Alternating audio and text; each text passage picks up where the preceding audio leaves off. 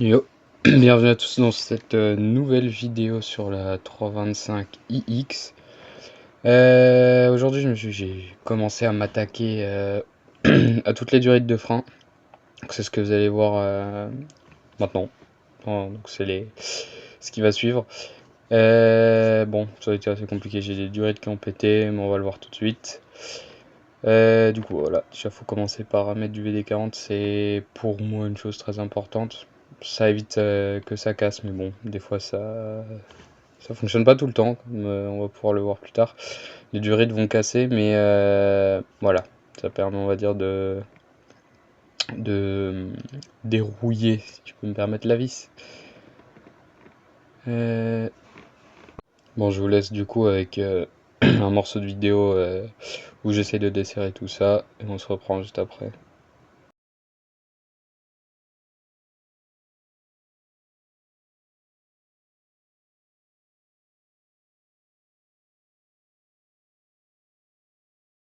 Bon voilà, bah là on va pouvoir voir du coup que j'essaye de dévisser la vis qui maintient le séparateur des durites. Il y a l'arrivée, il y a une durite qui va sur le côté droit et l'autre qui va sur le côté gauche.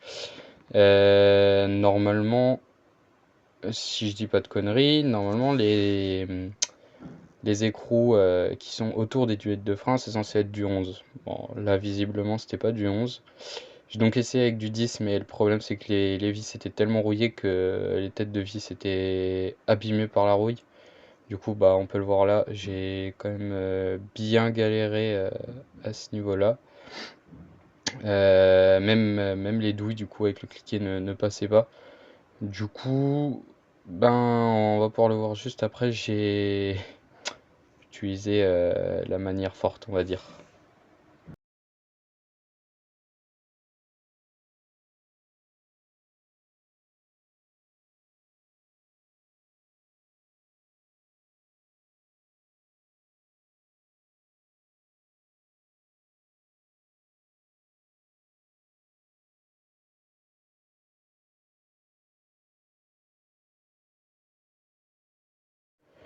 Donc là, on va pouvoir le voir, je vais en fait prendre la pince à soudure. C'est donc une pince qu'on utilise en carrosserie qui tient vraiment et qui sert vraiment fort.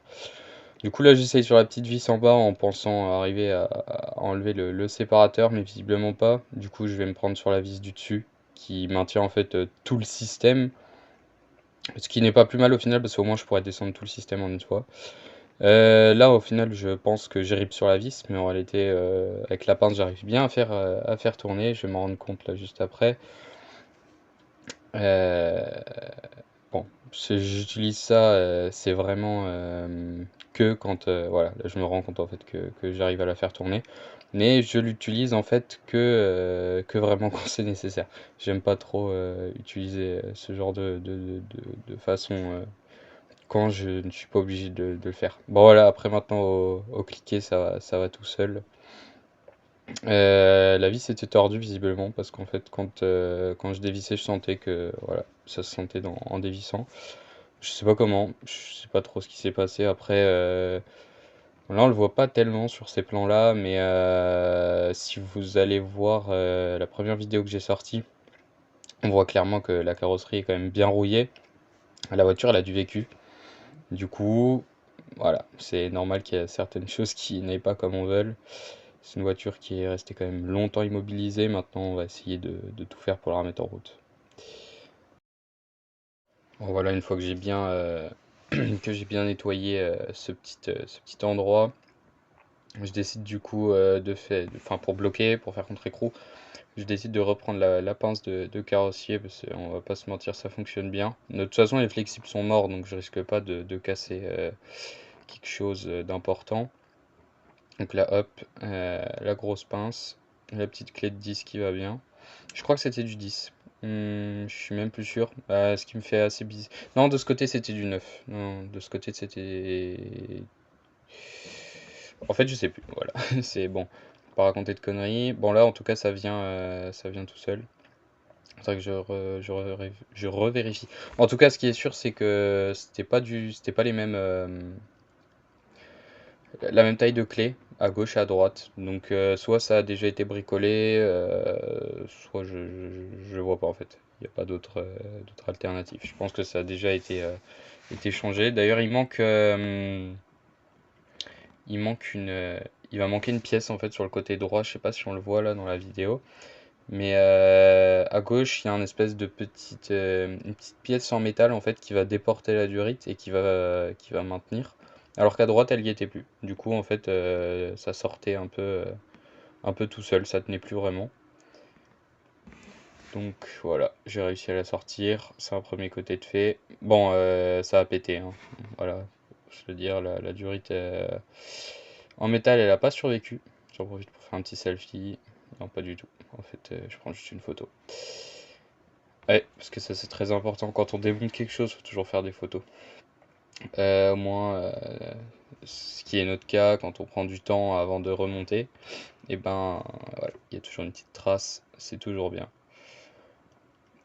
Et là, qu'est-ce qui va se passer? Effectivement, là, voilà, je vais essayer sur le deuxième. Le deuxième, ça va être bien plus compliqué parce que là, il y a en fait de la rouille qui s'est formée en fait sur l'écrou. Mais ça a refait une couche de métal en fait. C'était vraiment compliqué, du coup, bah, à force avec la brosse, avec tout ça, ben, en fait, à force, ça ne viendra pas. Du coup, je vais finir par la couper à la pince, la durite, et puis voilà. De toute façon, sur cette voiture, une fois que la carrosserie sera finie et qu'on remontera tout, ça partira sur des durites en cuivre toutes neuves qu'on refera, hein, parce qu'on va pas remonter des vieux trucs comme ça c'est clair. Bon, voilà. Donc là, en fait, ça m'énerve. Donc je décide de prendre la pince coupante et puis de couper la durite. De toute façon, c'est pareil que l'autre endroit. Même si enfin, il y aura de la casse en tous les cas, mais c'est pas grave parce que vu l'état des durites, l'autre a quand même pété juste parce que je l'ai tordu, hein. Donc voilà. Voilà, une fois le système dégagé, il ne reste plus que les petits clips en plastique qui sont du coup contre la carrosserie. Bon bah ils étaient aussi dans un sale état, hein, parce que dès que j'ai essayé d'en enlever un, bah il m'a pété dans les mains, on va pouvoir le voir. Là je range le matériel parce que c'est ultra important sinon on s'en sort pas. Donc dès que j'utilise une clé, voilà, je l'utilise par exemple pour faire ça. Une fois que j'ai fini ça, je range le matériel. C'est important, faut pas tout laisser traîner, sinon on s'en sort plus après. Après ça va pas. Donc voilà, là j'essaie d'analyser et comprendre comment fonctionnent ces clips. Alors ce que je vois c'est qu'à la lumière ça rend pas bien, enfin la lumière ne rend pas bien dans la vidéo. C'est assez puissant faut dire, mais du coup ça fait des trucs un peu bizarres. Voilà, j'essaye de la sortir du clip, mais en fait c'est compliqué. Du coup je vais sortir les clips qui sont fixés sur la carrosserie directement. Euh,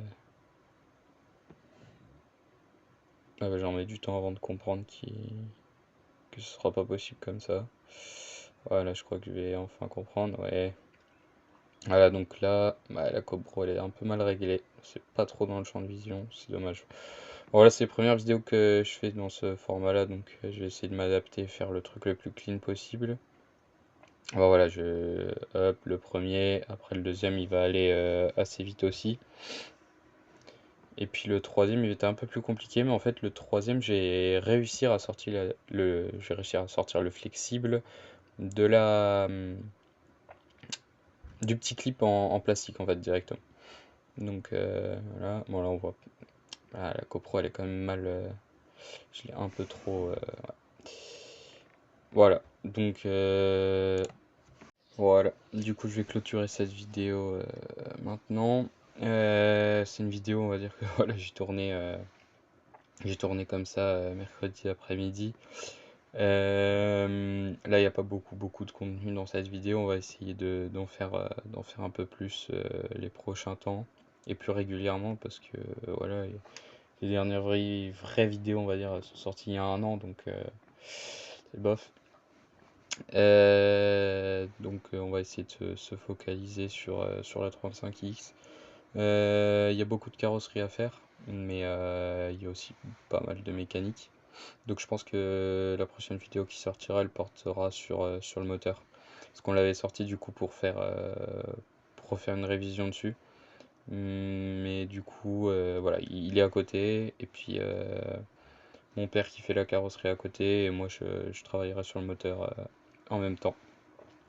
Voilà, sur ce, je je vais pas vous dire, je vais pas vous forcer de vous abonner, mais si vous voulez, ben, ça nous fera grand plaisir. Puis un petit pouce bleu aussi. Merci bien et à la prochaine. Yeah, I like to keep it mellow. I smoke and keep